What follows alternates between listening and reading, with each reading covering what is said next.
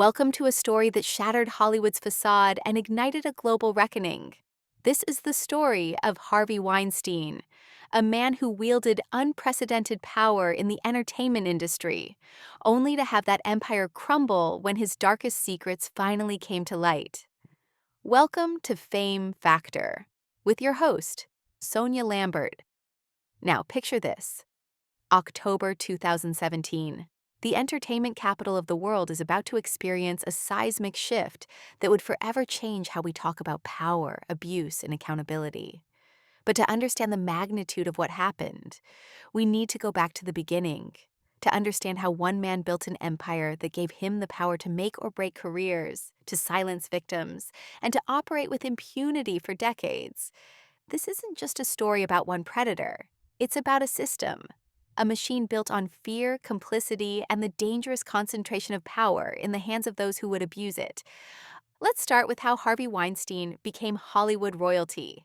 The story begins in upstate New York with two brothers, Harvey and Bob Weinstein, both college dropouts driven by their love for filmmakers like Fellini and Truffaut. They started as concert promoters before moving into acquiring and distributing obscure foreign films in the United States, reshaping them for American audiences. Unlike the polished executives of established studios, the Weinstein brothers lacked refined etiquette and formal education. But what they lacked in pedigree, they made up for in raw ambition and relentless drive. They honored their humble roots by naming their company after their parents, Miriam and Max, creating Miramax. The 1990s saw Miramax thriving in the indie film scene, championing gritty, groundbreaking films like Sex, Lies, and Videotape, Trainspotting, and Pulp Fiction. Even after Disney purchased Miramax in 1993 and the company expanded into film production, the Weinstein brothers remained simultaneously revered for their accomplishments and reviled for their methods. But it was Harvey's revolutionary approach to Oscar campaigns that truly set him apart. Mark Gill, former president of Miramax's Los Angeles operations, watched as Harvey transformed film promotion into something resembling political warfare. Harvey treated Oscar campaigns as competitively as political ones, hosting screenings with actors, ensuring star attendance at premieres, and skillfully managing entertainment columnists. His tactics were both innovative and audacious. He would publish special books about his movies and distribute them widely, even accidentally, leaving thousands of copies in West Los Angeles coffee shops. These weren't standard industry practices. They were Harvey's brainchild, born from his understanding that awards were won through influence and narrative control. The results spoke for themselves. In 1990, he secured a Best Picture nomination for the relatively unknown film My Left Foot, featuring Daniel Day-Lewis. By 1992, he had pushed The Crying Game, a contentious film, into the Academy spotlight, securing several nominations including Best Picture. Miramax became a staple in the Best Picture category, frequently claiming victory. Harvey was particularly infamous for his collaboration with Gwyneth Paltrow, whose career he was determined to elevate.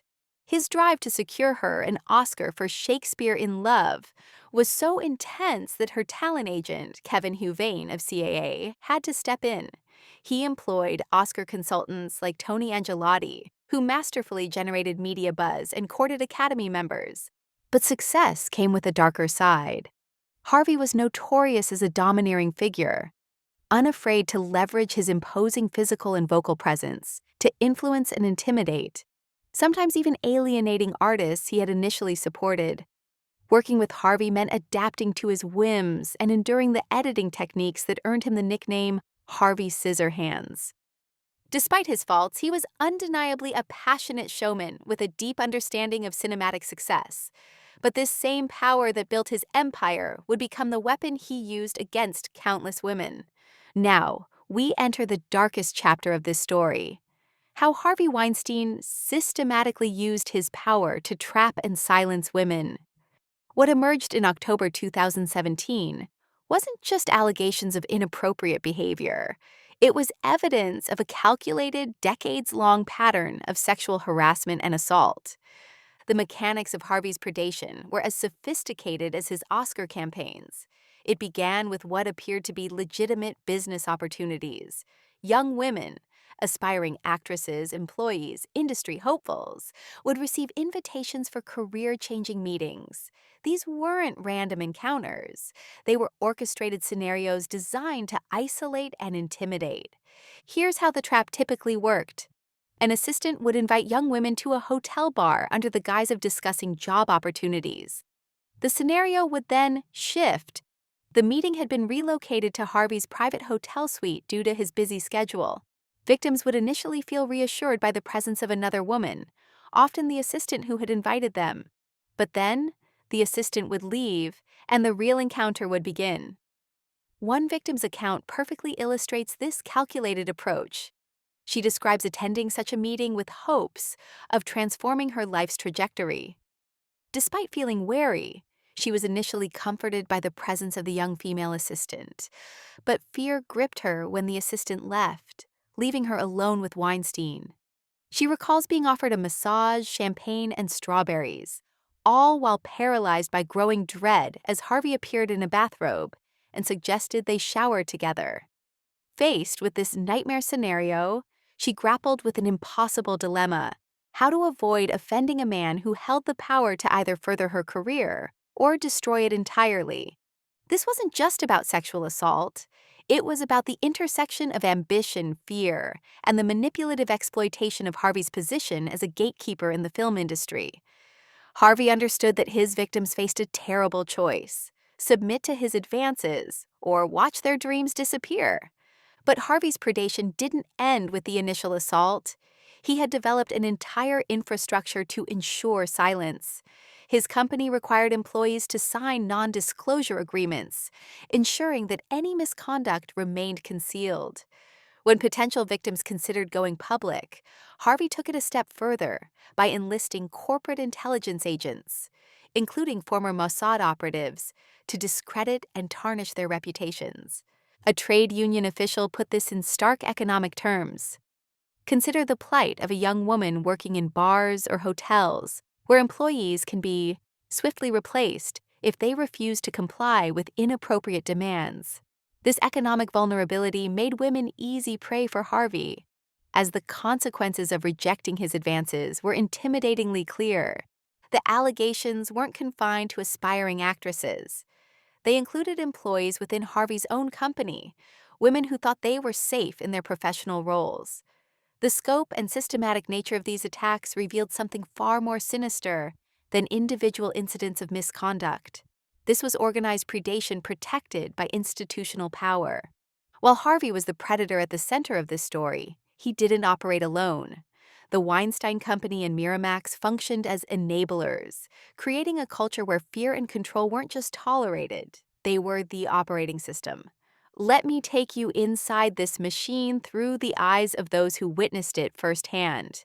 Katrina Wolf, once an assistant and later an executive at Miramax, agreed to share her experiences on camera, though with her face obscured for obvious reasons. Wolf had first-hand knowledge of two female Miramax employees who accused Harvey of sexual assault, resulting in settlements. This wasn't hearsay. She had directly witnessed the negotiations and transactions. In 1998, Wolf recalled how Harvey stormed into the Miramax office seeking Steve Hutensky, a lawyer colloquially known among staff as the cleaner upper. The nickname tells you everything you need to know about Hutensky's role. Witnessing their clandestine meeting, Wolf heard Harvey's voice filled with tension. After the meeting, Hutensky instructed assistants to retrieve personnel records for Zelda Perkins and Rowena Chu, two women who had secured a joint sexual harassment settlement with Harvey. Following this, Harvey engaged in urgent communication with his advisors, including Herb Wachtel, an esteemed New York attorney. The legal machinery kicked into high gear as they sought a top-tier criminal defense attorney in England, ultimately prompting Harvey to fly directly to London via Concorde to handle the matter personally. But the culture of complicity extended beyond just lawyers and executives. Another former assistant and producer from the Weinstein Company revealed that harassment wasn't confined to the 90s. It was ongoing and systematic. He was tasked with luring young women into what were effectively honeypot meetings with Harvey. Many of these women appeared unaware of the meeting's true nature and were undoubtedly frightened, according to his testimony. Think about that for a moment. Harvey had created a system where his own employees were unwitting accomplices in his predation. These weren't just isolated incidents or personal failings. This was institutional corruption at its worst. The investigation into these practices faced numerous obstacles, primarily stemming from individuals who tried to mislead reporters or reported back to Harvey. The climate of fear was so pervasive that even 20 years later, when journalists began investigating, Harvey's associates resumed contact with former victims, attempting to maintain control and silence. One former assistant who had been sexually harassed by Harvey during his London trips initially hesitated to speak out, fearing retaliation. But the unexpected resurgence of contact from Harvey's associates after 20 years of silence proved to be the final straw. "It's very unsettling," she expressed, recognizing that Harvey was still monitoring her. "I didn't want to talk, but then hearing from him made me angry.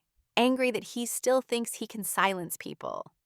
This is what real institutional corruption looks like. Not just the abuse of power, but the creation of systems designed to perpetuate that abuse and silence anyone who might speak out against it. By October 2017, the carefully constructed walls of silence that Harvey had built around his crimes began to crumble. What started as whispered allegations became a thunderous chorus of voices that could no longer be silenced or discredited. The New York Times published their explosive investigation, highlighting accusations of sexual misconduct by multiple women spanning 3 decades. Among the first courageous voices was actress Ashley Judd, who became one of the first to draw significant attention to Harvey's pattern of abuse. But this wasn't just about individual courage, though that courage was extraordinary. The rapid emergence of what would become the Me Too movement caught even seasoned observers by surprise. Justice Ruth Bader Ginsburg, like many others, did not foresee the rapid and powerful emergence of this social revolution. In several discussions, Justice Ginsburg expressed her admiration for the Me Too movement and its potential for long-lasting impact. She believed it held the power to enlighten both men and women about the nature of sexual misconduct and its role in subjugating women. For Ginsburg, the Me Too movement mirrored the advancements seen in the gay rights and feminist movements of the 1970s, illustrating how grassroots political activism can spur swift social transformation. Ginsburg understood something crucial about how change happens. She pointed to historical examples, noting that legislative changes like the Equal Pay Act of 1963 and Title VII of the Civil Rights Act of 1964 emerged in response to societal changes brought about by the post-World War II era. Social and political shifts come first, prompting subsequent legal changes. The substantial entry of women into the workforce had transformed how men and women related to one another. Citing sociologist Cynthia Epstein, Ginsburg highlighted that men needed to adapt to working collaboratively with women, who were now appearing in the workplace in meaningful numbers, rather than as isolated figures in supporting roles. What made Harvey's downfall so significant wasn't just the revelation of his crimes. It was what it represented about changing power dynamics in society. The economic vulnerability that Harvey had exploited for decades was shifting. Women had more platforms, more support networks, and more economic independence than ever before. As the network of on-camera interviews expanded during the investigation, more and more sources showed courage in opposing Harvey. The very fear tactics that had worked for decades, the threats, the surveillance, the intimidation, began to backfire. Each attempt to silence someone only strengthened their resolve to speak out. The disturbing pattern across decades became impossible to ignore or explain away. This wasn't about misunderstandings or gray areas. This was about a systematic predator who had used his industry position to harm countless women over multiple decades. The Harvey Weinstein scandal didn't exist in a vacuum. Its effects rippled throughout Hollywood and beyond. exposing similar patterns of abuse and complicity across the entertainment industry. One particularly illuminating example is how the scandal affected Amazon Studios and its then head of programming, Roy Price. Roy Price had been instrumental in developing Amazon's entry into original content creation. He meticulously developed checklists that guided the production of new projects, requiring comprehensive spreadsheets detailing the incorporation of storytelling components for Jeff Bezos. Despite his substantial internal contributions, Price believed that creative processes should remain confidential to avoid imposing constraints on renowned filmmakers. But Price's professional judgment came under scrutiny for his associations with controversial figures, including Harvey Weinstein.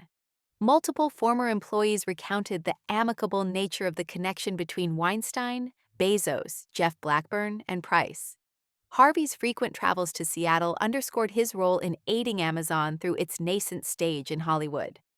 This association became a sensitive topic nobody wished to acknowledge later. Prime Video employees revealed that Harvey had once collaborated with Amazon to conceptualize a service called Prime Movies, aiming to offer Prime members complimentary cinema tickets for selected films. The initiative bore resemblance to the ill-fated startup MoviePass and ultimately fell through. Price's agreements with controversial figures like Woody Allen and Harvey Weinstein subsequently tainted his professional reputation, raising questions about his judgment. The situation was compounded by his 2017 engagement to Lila Feinberg, an actress and writer, and his attempt to persuade Amazon Studios to produce her TV series idea, 12 Parties, a move colleagues identified as a conflict of interest. The project ended up at the Weinstein Company instead. But the most telling detail about Amazon Studios' culture was a conference room adorned with portraits of Jeffrey Tambor, Woody Allen, and Kevin Spacey, all of whom later faced accusations during the Me Too movement.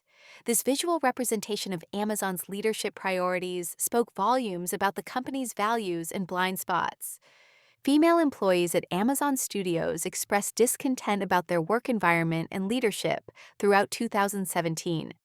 The Harvey Weinstein scandal served as a catalyst, forcing companies across the industry to examine their own cultures and complicity in systems that enabled abuse. David O. Russell's production for Amazon, expected to feature stars like Robert De Niro and Julianne Moore and revolve around a family operating a winery in upstate New York, faced abrupt cancellation due to the involvement of the Weinstein Company amid the scandal's fallout. These ripple effects demonstrated that Harvey's influence extended far beyond his own companies. His network of relationships, business partnerships, and industry connections had created a web of complicity that implicated organizations and individuals across Hollywood. Justice Ginsburg viewed the Me Too movement as a validation of the feminist ideals she had advocated for during the 1970s. At its core, this perspective rejected the traditional notion of separate gender spheres, where women were seen as inherently passive and men as naturally aggressive. The movement challenged legal constructs that treated men and women differently, especially those designed to shield women as the so-called weaker sex, and advocated for the extension of any special benefits available to women to also be accessible to men. But more fundamentally, it challenged the power structures that allowed predators like Harvey to operate with impunity. Ginsburg emphasized that societal fundamentals were shaped more by women's participation in the workforce than by technological or infrastructural advancements. This directly influenced societal functions, personal interactions, decisions about having children, and the ways children were reared. Reflecting on Bureau of Labor Statistics data from the late 1970s, which anticipated that by 1992, 2/3 of women aged 25 to 54 would be in the paid labor force, Ginsburg argued that women's economic participation was the real driver of social change. The actual proportion in 2019 was about 57%, but the trajectory was clear. Women were claiming economic power and independence. This economic shift was crucial to understanding why Harvey's tactics, which had worked for decades, finally failed. The economic vulnerability that he had exploited, the fear of career destruction, The isolation of victims, the concentration of power in the hands of gatekeepers, was being challenged by broader social and economic changes. The Me Too movement that emerged from Harvey's downfall represented something larger than just accountability for sexual misconduct.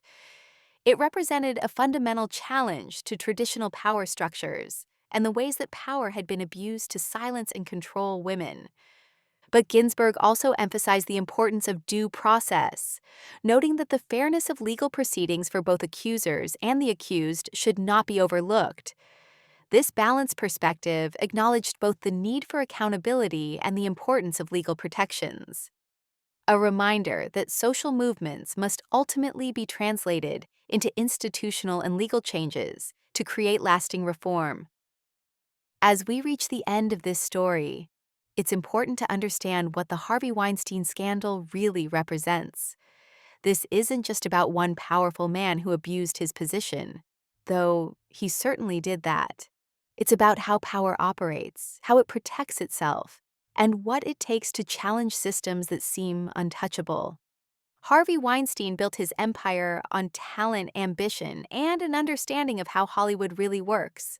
But he also built it on fear, intimidation, and the systematic exploitation of those with less power. For decades, this combination allowed him to operate with impunity, protected by lawyers, enablers, and a culture that prioritized profit and prestige over basic human dignity. The women who came forward to expose Harvey's crimes faced enormous personal and professional risks. They knew that challenging someone with his power and connections could destroy their careers and personal lives. Many had signed non-disclosure agreements. Others had been subjected to intimidation campaigns designed to discredit them before they could speak. But they spoke anyway. And in speaking, they didn't just expose one predator. They exposed an entire system. They showed how power operates in the shadows, how it protects itself, and how it perpetuates itself through fear and complicity. The Harvey Weinstein scandal marked a turning point, not just for Hollywood, but for how we think about power, accountability, and justice. It demonstrated that even the most protected, most powerful individuals can be held accountable when enough people find the courage to speak truth to power. But it also showed us how much work remains to be done. The systems that enabled Harvey didn't disappear overnight. The power structures that protected him are still largely intact. The economic vulnerabilities that he exploited still exist for many workers across many industries. The true measure of the Me Too movement's success won't be whether individual predators face consequences, though that's important. It will be whether we can build new systems that prevent abuse in the first place, that protect victims instead of predators, and that distribute power more equitably. Harvey Weinstein's empire has fallen. His name has become synonymous with abuse and corruption. But the real victory will come when no one can build such an empire again. When power is held accountable, when victims are believed and protected, and when the courage shown by Harvey's accusers inspires lasting institutional change. And then came the Me Too movement that emerged from Harvey's ashes represented something unprecedented, a mass refusal to accept that power inherently comes with the right to abuse. But Harvey's story of abuse didn't stop in 2019.